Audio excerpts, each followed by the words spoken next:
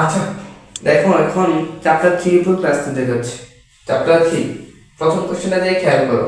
বলছে √3, 1 এই বিন্দুটির পোলার স্থানাঙ্ক নির্ণয় করো। আচ্ছা কোন একটা বিন্দুর পোলার স্থানাঙ্ক কিভাবে নির্ণয় করে? তার আগে জানো কার্তেশীয় স্থানাঙ্ক আর পোলার স্থানাঙ্ক কি?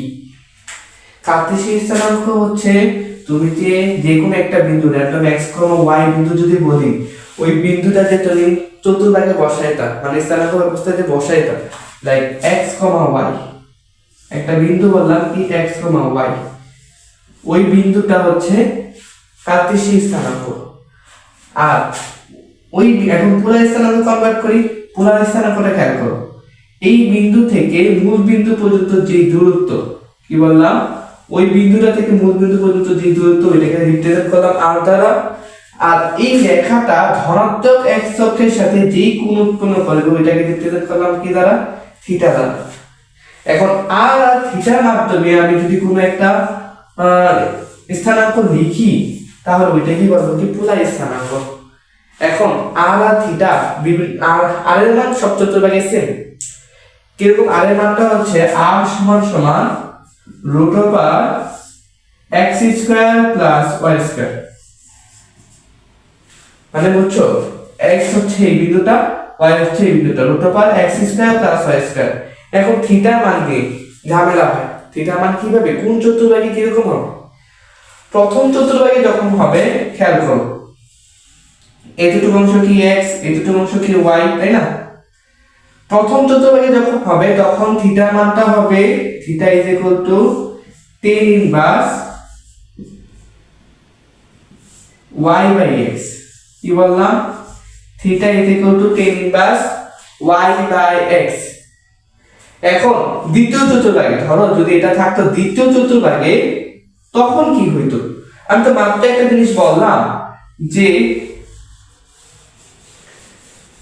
এখন একই জিনিস আমি যদি দ্বিতীয় চতুর্ভাগে লিখি, মাত্র একটা জিনিস বললাম না যে ধনাত্মক x অক্ষের সাথে, এটা যদি r হয়, ধনাত্মক x অক্ষের সাথে যেই কোণ উৎপন্ন করে ওইটাই কি? থিটা না? মানে এটা হচ্ছে তোমার থিটা। এখন থিটাটা বের করবা কিভাবে? দেখো তো, এতটুকু অংশ যদি ওই আগের সমপরিমাণ হয়, মানে tan ইনভার্স y/x হয়,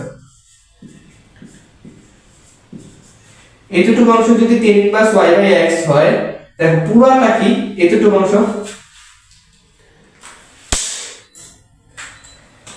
খেয়াল করো এই পুরাটা কি পাই না? তুমি বের করতে চাও এতটুকু থিটা পরিমাণ। থিটা মানে কি হবে? তাহলে থিটা সমান সমান কি লিখতে পারো? থিটা সমান সমান পাই মাইনাস tan ইনভার্স y/x লেখা যায়। এখন এটা যদি তৃতীয় চতুর্ভাগে হতো তখন জাস্ট কি পাই প্লাস tan ইনভার্স y/x। যদি তৃতীয় চতুর্ভাগে হয় তখন হচ্ছে পাই প্লাস tan ইনভার্স y/x। আর চতুর্থ চতুর্ভাগে যদি হইতো, ধরো চতুর্থ চতুর্ভাগে যদি হইতো তখন কি just minus tan inverse y/x। কারণ কি উপর দিকে যখন যাচ্ছ ঘড়ির কাঁটার দিকে যখন যাচ্ছ তখন কি মাইনাস হয়, আর ঘড়ির কাঁটার বিপরীত দিকে যখন যাও, মানে এই দিক যখন যাও তখন কি প্লাস আকারে আসো। এখন এই দিক যদি গেছো, বিপরীত দিকে গেছো কিনা, তখন এটা যদি থিটা হয় তখন tan inverse minus tan inverse y/x। বুঝছো? আচ্ছা এখন কোশ্চেনে দেখে আসি যে বলছে √3, 1 বিন্দুর পোলার স্থানাঙ্ক নির্ণয় করো। এখন বলো √3, 1 কোন স্থানাঙ্ক ব্যবস্থা, মানে কোন চতুর্ভাগে অবস্থিত? অবশ্যই x এর মানও পজিটিভ, y এর মানও কি পজিটিভ, তার মানে এটা হচ্ছে প্রথম চতুর্ভাগে অবস্থিত। আচ্ছা তাহলে প্রথম চতুর্ভাগে যদি হয়, আমাকে বলছে পোলার স্থানাঙ্ক নির্ণয় করতে, মানে আমি হচ্ছে r আর থিটা নির্ণয় করব, তাই তো? এখন r তো ইজিলি বের করা যায়, r সমান সমান √x²। x² মানে কি? x এর যে স্থানাঙ্কটা আছে, x এর স্থানাঙ্কটা কি? √3 টা, তার মানে হচ্ছে x² মানে হচ্ছে √3² প্লাস y² মানে কি? y এর যে স্থানাঙ্কটা আছে, মানে এই বরাবর, এটা হচ্ছে কি y² মানে হচ্ছে 1² আসে হচ্ছে 3 1 মানে 4 4 কে রুট করে 2। আচ্ছা তাহলে r এর ভ্যালু পাইলা কি 2। এখন থিটা ভ্যালু বের করবা। এটা কোন চতুর্ভাগ? অবশ্যই প্রথম চতুর্ভাগ। প্রথম চতুর্ভাগে থিটাটা কিভাবে বের করে? থিটা সমান সমান tan inverse y by x। আমি y বাই x লেখার কারণ হচ্ছে y এর স্থানাঙ্কটা তো বসাবো, y জায়গায় y এর স্থানাঙ্ক বসাবো, tan ইনভার্স y, y কি 1, x কি √3। তো tan ইনভার্স 1 বাই √3 মান কত?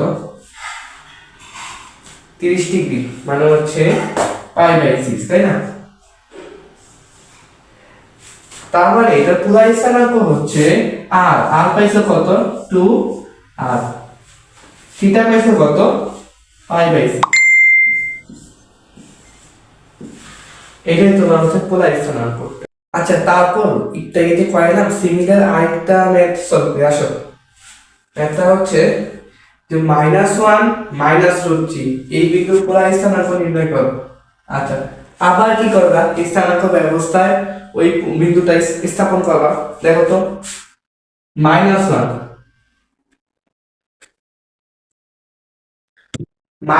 মানে কি? এইদিকে -3 মানে কি? নিচের দিকে। অবশ্যই তৃতীয় চতুর্ভাগে ওই বিন্দুটা পড়ছে, তাই না?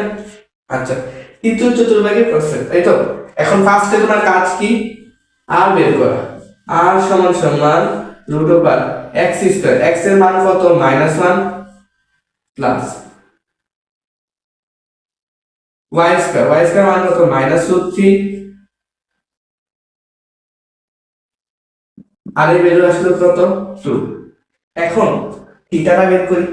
থিটা যেহেতু মেইন, আর থিটাটা যদি ঝামেলা হয়, আর তো খুব সবগুলো ক্ষেত্রে সেম, আর √x² প্লাস y², তাই না? এখন থিটাটা বের করি। থিটা মান কি? কত কোন নাম্বার চতুর্ভাগ? 3 নাম্বার চতুর্ভাগ না? আচ্ছা, 3 নাম্বার চতুর্ভাগে থিটাটা কিভাবে বের করে? ধনাত্মক x অক্ষের সাথে সে যেই কোণটা উৎপন্ন করছে ওইটা তো তার থিটা, ওইটা তো তার, তাই না? ওইটা তো তার থিটা। তো ধনাত্মক x অক্ষের সাথে সে কতটুকু কোণ উৎপন্ন করছে দেখো তো। যেটুকু আবার কি এতটুকু, তার মানে একবার আসলো পাই পরিমাণ, আবার আসলো থিটা পরিমাণ, তার মানে সরি আবার আসলো এতটুকু অংশ, মানে tan inverse y by x।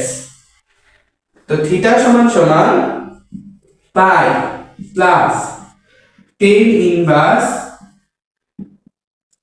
y by x।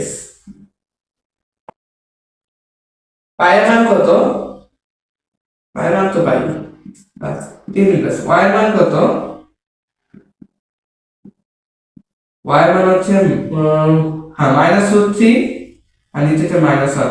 অবশ্যই এখানে মডুলাস সাইন ইউজ করবে, কারণ হচ্ছে মাইনাসের পার্টটা তুমি বাদ দিয়ে দিবা, কারণ হচ্ছে তুমি মাইনাসের যে কাজটা ওই কাজটা পায়ের সাথে করেই ফেলছো, মানে এই চতুর্ভাগে যে টেনের মান মাইনাস হয় ওইটা তুমি অলরেডি পাই প্লাস দিয়ে বলেই ফেলছো, তাই না? এই জন্য মডুলাস সাইন ইউজ করবা, কারণ টেন ইনভার্সের ভিতরে মাইনাস মান নিবা না আর কি। tan√3 মান কত? tan ইনভার্স √3 মান কত? পাই বাই 3 না? মানে নিচে হচ্ছে 3, উপরে হচ্ছে 4 পাই। তাহলে 4 পাই বাই 3 হচ্ছে কি এটা থিটার মান। তাহলে এটা পুরো স্থানাঙ্ক কত? r কমা থিটা, r কমা থিটা, r হচ্ছে 2, থিটার মান পাইলা কত? 4 পাই বাই 3। আশা করি বুঝতে পারছো। পুরো স্থানাঙ্ক নির্ণয় করা ওটা যে কতটা ইম্পর্টেন্ট আমি কেন জানি না। কুমিল্লা বিশ্ববিদ্যালয়ের প্রত্যেকটা ইউনিটে, মানে সরি প্রত্যেকটা বছর এই টাইপের থেকে একটা কোশ্চেন আসছে। তো বুঝতে পারছো এটা ইম্পর্টেন্স। আমি এর জন্য 2টা পড়াইছি, কিন্তু বাকি যেটুকুলো আছে কোশ্চেন ব্যাংক থেকে দেখে দেখে সলভ করে ফেলবা। কি করবা? আর নির্ণয় করবা, আর থিটাই নির্ণয় করবা, জাস্ট এতটুকুই। এত ডিটেইলস লেখার দরকার নেই, এত ডিটেইলস লেখার দরকার নেই। আমি তো বোঝানোর জন্য ডিটেইলস লিখলাম। পরীক্ষা হলে জাস্ট মনে মনে এতটুকু এগুলো কি মাথায় করতে পারবা না? মাথায় তো করতে পারো, তাই না? আর এইটা মনে মনে জাস্ট এই লাইন থেকে শুরু করে দিবা, বেশিক্ষণ লাগবে না। পরীক্ষা হলে তো ডিটেইলস লিখবা না, তাই না?